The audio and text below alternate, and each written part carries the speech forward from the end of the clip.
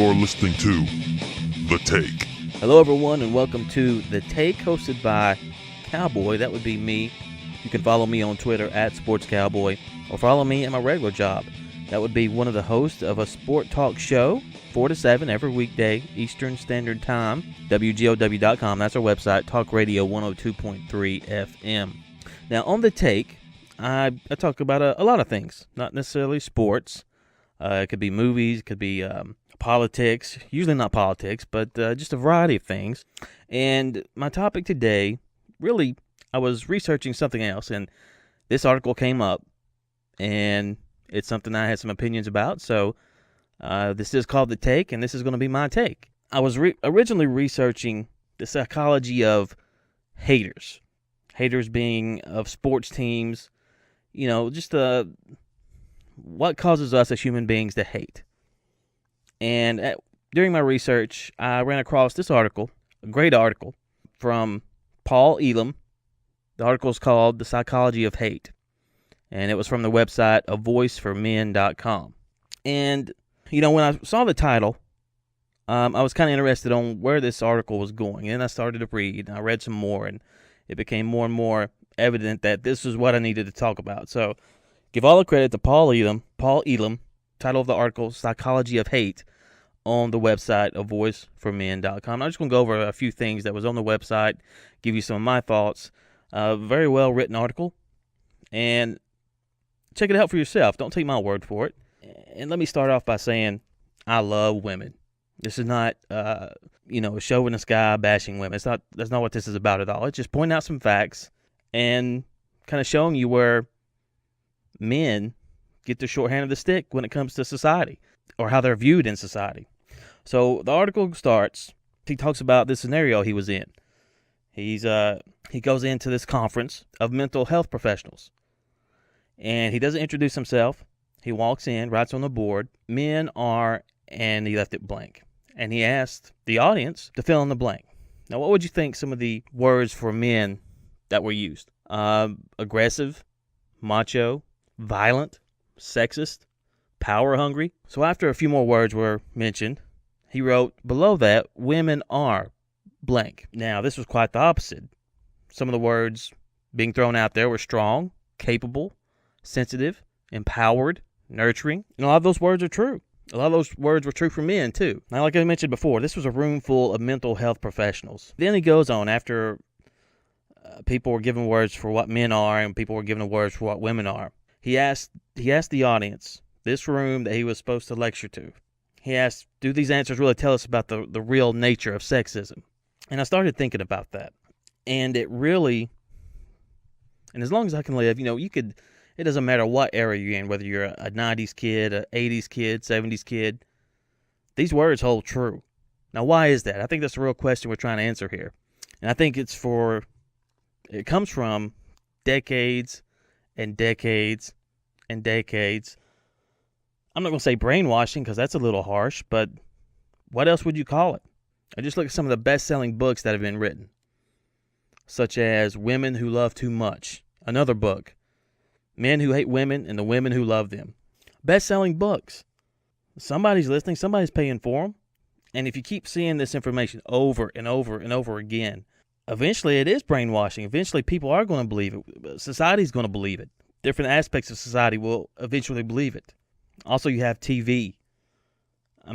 Talk about Dr. Phil.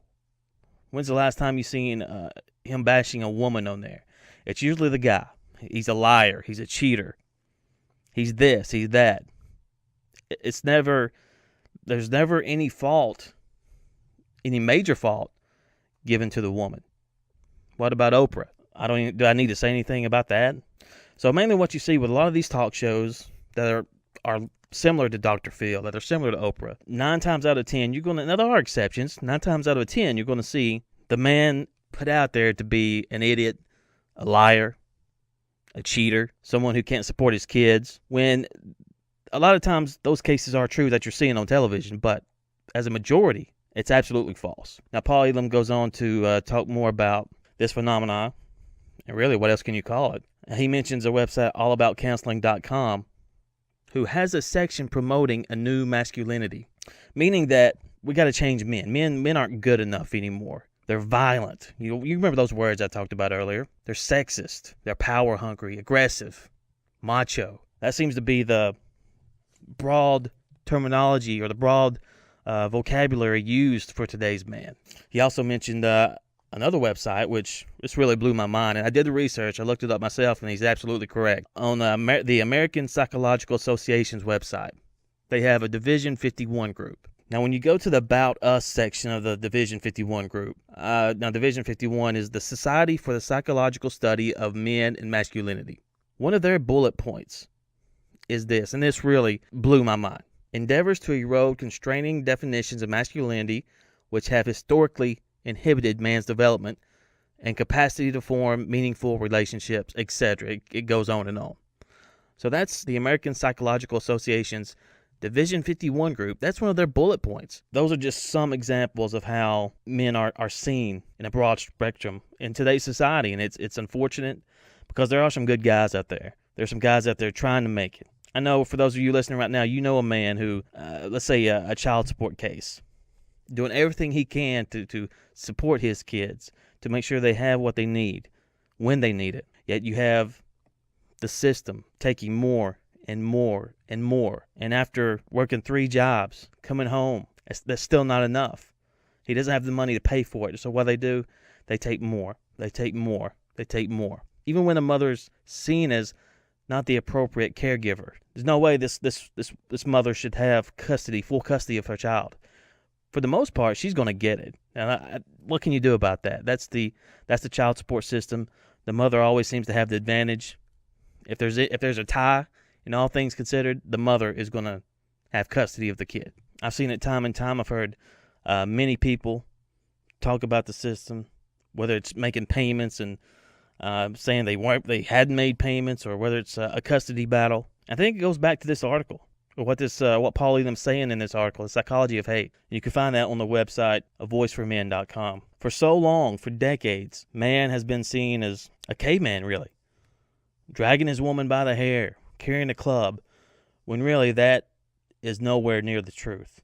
And it's seeped over into other aspects of society, like the child support cases, like paying child support, or before any questions are asked, it just seems that man can't win. You're guilty or you're wrong before you even hear anything you have to say. I'm glad I got to do this podcast because, like I said, I've seen many examples of this where either friends or associates, acquaintances, they've really been screwed by the system. And it all goes back to what man is seen as. And it's unfair. It really is. So if you have any comments, feel free to comment.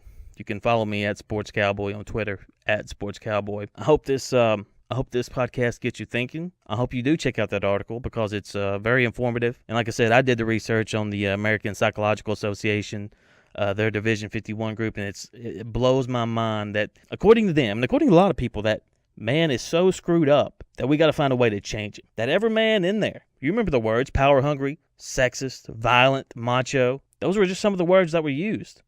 Every man is like that, apparently. I can tell you one thing. Yeah, I'm a little macho. I'm not violent. I'm a good guy. And a lot of men out there are good guys.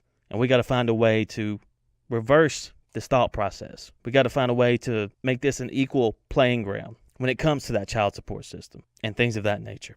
We got to find a way. This is not a woman bashing podcast. This is just my thoughts on an article. And I think a lot of women out there would agree that men do get the short end of the stick. Well, anyway, I hope you enjoyed it.